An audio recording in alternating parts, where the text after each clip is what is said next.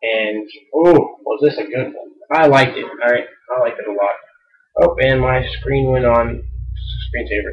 I like this match. Start with Jeff Hardy and Anderson were in the room staring down. Jeff Hardy just spits in his face. I'm like, okay, this is on right here. This is going to be a good match. And there's more spots, like a bunch of flips into this ladder. There's a part where he like suplexed him. His legs were like crushed. He puts up alright, you have to see it. Alright, you had to see it. They had like the ladder, and he did like a suplex, and his legs got like caught in the thing. And there's a spot where, this is my favorite spot, where Mr. Anderson did the plunge, the Green Bay plunge, I think, onto a ladder, and it was like perfect setup. And then he went up for the senton, and it was perfect. I already knew Jeff was going to reverse it, but Jeff reversed it, and he did the senton, and it was perfect because like the back of his head hit the steel, like the ladder, just like perfect, right where he got hit by with the steel chair. It was like, oh, it was so greatly set up. It was just awesome. And then there's where they were both on the ladder, and it looked like he was going to do, like, there's two ladders up in the ring. There's one on one ladder and the other one. It looked like he was about to set up for the mic check from, like, the left side. And Jeff Hardy somehow reversed it and freaking, like, either kicked or, like, pushed Mr. Anderson, and he fell off, and they kind of, like, caused the thing to break, and he tried grabbing the belt. Jeff Hardy tried grabbing the belt, and he fell. I think he actually, me and my brother were talking about it, and it was kind of like a botch. I think he was supposed to pull the belt down or something. But what happened after that is he got back up, went up the ladder, and grabbed the belt. And then Mr. Anderson was down there, and then they're kind of trying to knock the ladder over. But Jeff Hardy pulled it down, and your new TNA World Heavyweight Champion, or Heavyweight Champion, whatever you want to call it, what do they call it, is Jeff Hardy. And what does this mean? It means that Mr. Anderson got the belt for a good month, and I don't know why they did that, you know. And now they're going to take a risk with Jeff Hardy, and he's being with his legal issues. Like, I like Jeff Hardy, and I like Matt Hardy. Or Matt Hardy. Botch. That's going on WWE TNA botches right there. I like Jeff Hardy, and I like Mr. Anderson. Jeff having the belt's good with me. It gives Immortal the power and control now. Like they said in the match, if they won, they gained the power and the control. It makes Immortal a little bit credible when they're trying to get all the champions, even though they now just have the world, I think. But it gives them the belt back, I guess. And then we get to see Jeff's belt more often now. So Jeff Hardy's your new champion. Immortal gains power and control, I guess. So what did y'all think about the pay-per-view? If you didn't see it, what do you think about the results I just told you? What do you think about Jeff being the champion? What's next for Immortal and Fortune? What do you think about Ric Flair coming back next Impact? Just drop some comments, and I want to tell you guys, follow me on Twitter, BetterThanYou71. And subscribe, comment, rate, and I'll talk to you guys later. Peace. Bye tomorrow. Peace.